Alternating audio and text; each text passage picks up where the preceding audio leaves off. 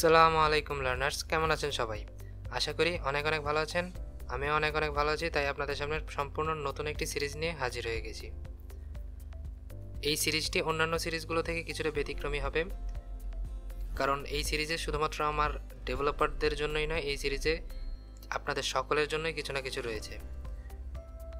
ডেভেলপমেন্টের জন্য যেমন লজিক ডেভেলপমেন্ট প্রয়োজন, তেমনই যে কোনো কম্পিটিটিভ এক্সামের জন্য আমাদের আইকিউ লেভেল স্ট্রং হওয়া জরুরি।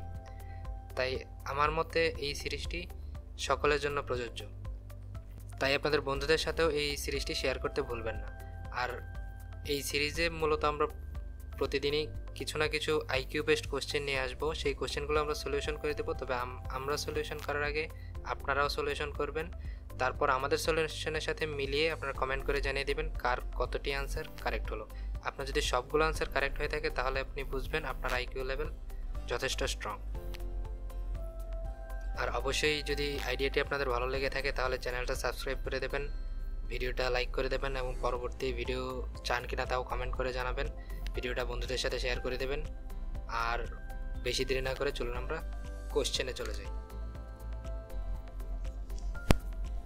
এখানে প্রথম কোশ্চেনটি আসছে, A B C equal Z by X হলে G I V V equal what? এটা বোঝার জন্য আমি প্রথমেই আমার ইংলিশ অ্যালফাবেট সবগুলো লিখে নিচ্ছি।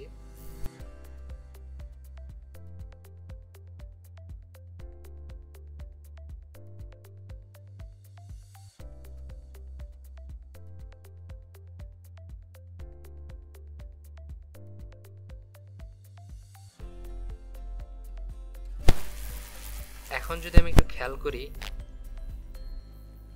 এ ইকুয়াল টু ধরা হয়েছে জেড, অর্থাৎ প্রথম দিক থেকে এ, শেষের দিক থেকে যদি আমি লেটারগুলো কাউন্ট করি তাহলে শেষের দিক থেকে প্রথম লেটার জেড, প্রথম দিক থেকে দ্বিতীয় লেটারটি বি, শেষের দিক থেকে দ্বিতীয় লেটারটি ওয়াই, প্রথম দিক থেকে তৃতীয় লেটারটি সি, শেষের দিক থেকে তৃতীয় লেটারটি এক্স।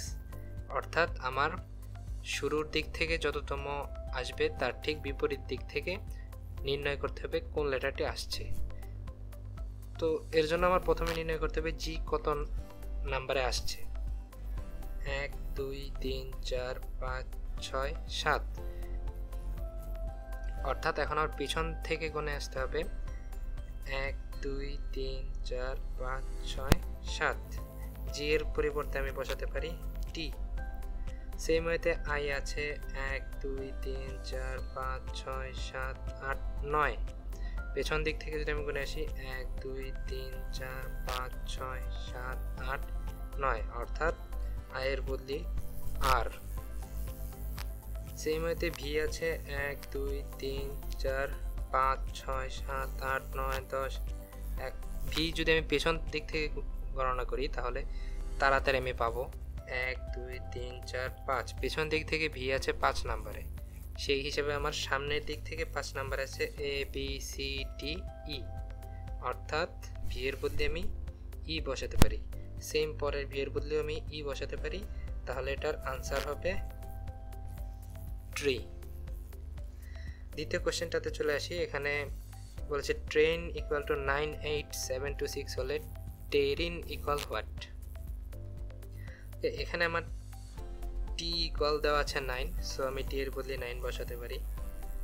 আর দেওয়া আছে 8, এ দেওয়া আছে 7, সো এর বদলে 7, আর এর বদলে 8 বসাতে পারি। আই ইকুয়াল এন ইকুয়াল দেওয়া আছে 2 and 6, I equal N equal 2 and 6 বসাতে পারি। এটাই হবে অ্যান্সার। তৃতীয় কোশ্চেনে বলছে games equal to GAMES equal HBNFT হলে SPORTS অর্থাৎ স্পোর্টস ইকুয়াল হোয়াট?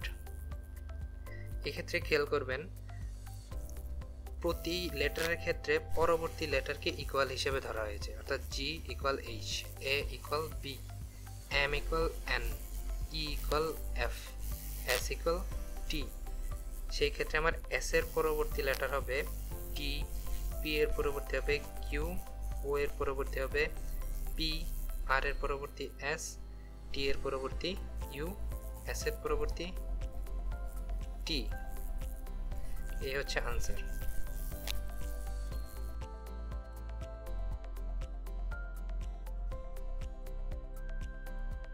চার নাম্বার কোশ্চেনটিতে এটা একটা রিলেশনাল আইকিউ।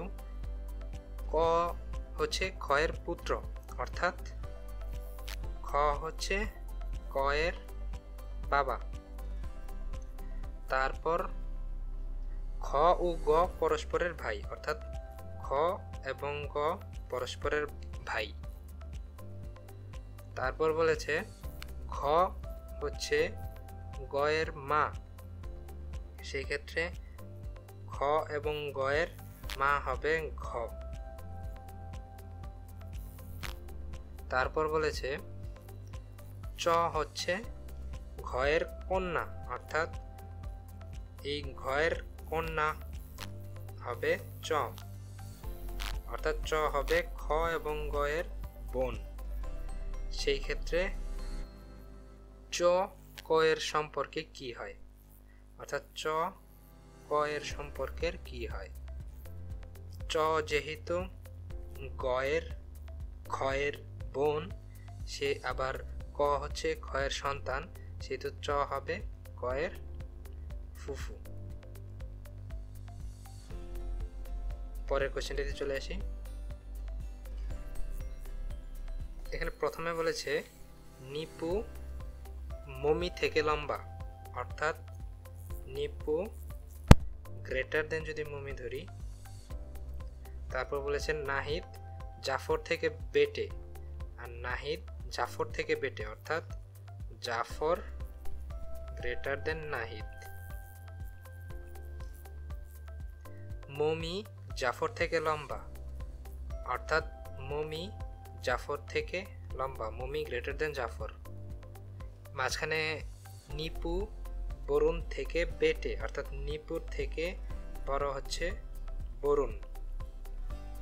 এখন কোশ্চেনটা হচ্ছে সবচেয়ে লম্বার দিক থেকে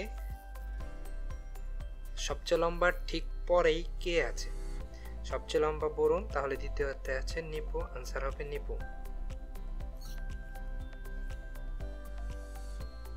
পরের কোশ্চেনটিতে চলে আসি। এখানে বলেছে arrange the words given below in a meaningful sequence, অর্থাৎ এখানে যে 5টি ওয়ার্ড দেওয়া আছে সেই 5টা ওয়ার্ডকে একটা মিনিংফুল সিকোয়েন্সে অ্যারেঞ্জ করতে বলেছে। এখানে ওয়ার্ডগুলো আছে word, paragraph, sentence, letters, phrase.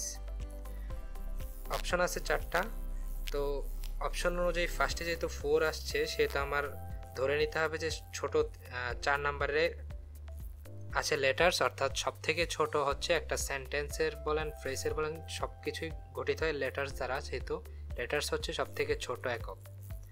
সেই তো লেটার্স দিয়ে আমি শুরু করলাম। তারপরে লেটার্স থেকে বড় আছে কি, লেটার্স দিয়ে ওয়ার্ড তৈরি হয়, অর্থাৎ ওয়ার্ডস আসবে দ্বিতীয়তে। ওয়ার্ডস দিয়ে অনেকগুলো ওয়ার্ডস দিয়ে ফ্রেজ তৈরি হয়, একাধিক ওয়ার্ডস দিয়ে ফ্রেজ তৈরি হয়, একাধিক ফ্রেজ বা ওয়ার্ডস দিয়ে তৈরি হয় সেন্টেন্স। তাহলে লেটার্স আছে 4 নম্বরে, ওয়ার্ডস আছে 1 নম্বরে, ফ্রেজ আছে 5 নম্বরে, সেন্টেন্স আছে 3 নম্বরে। আর এই সব কিছু নিয়ে তৈরি হয় একটা প্যারাগ্রাফ, অর্থাৎ প্যারাগ্রাফ আসছে সব থেকে বড় একক। প্যারাগ্রাফের ভ্যালু ধরা হয়েছে 2। তাহলে সংখ্যাটি আসছে 4 1 5 3 2। 4 1 5 3 2, ডি হবে কারেক্ট আনসার। চলে আসছি আমাদের সর্বশেষ কোশ্চেনটিতে। এখানে একটি ধারার মতো অঙ্ক রয়েছে, যেখানে প্রথম সংখ্যাটি 4, দ্বিতীয়টি 11, তৃতীয়টি 8, পরবর্তীতে 19, 12 এবং আমাদের কোশ্চেন, অর্থাৎ ষষ্ঠ ঘরে কোন সংখ্যাটি বসবে। এখানে যদি আমরা একটু খেয়াল করি, তাহলে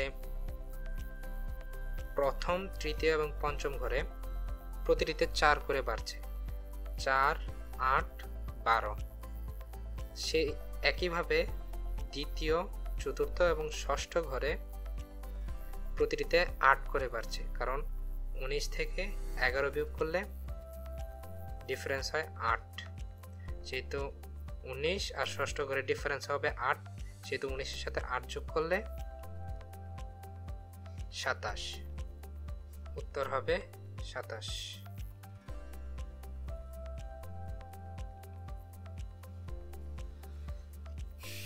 এই ছিল আজকের মতো। আপনারা অবশ্যই কমেন্ট করে জানিয়ে দেবেন আপনাদের কয়টি অ্যান্সার কারেক্ট হলো। আর অবশ্যই আমাদের এই সিরিজটির পরবর্তী ভিডিও পাওয়ার জন্য ভিডিওটিতে লাইক করে দেবেন, কমেন্ট করে জানাবেন আপনার মতামত, বন্ধুদের সাথে শেয়ার করে দেবেন, চ্যানেলটি সাবস্ক্রাইব করে সাথে থাকবেন। ধন্যবাদ সবাইকে।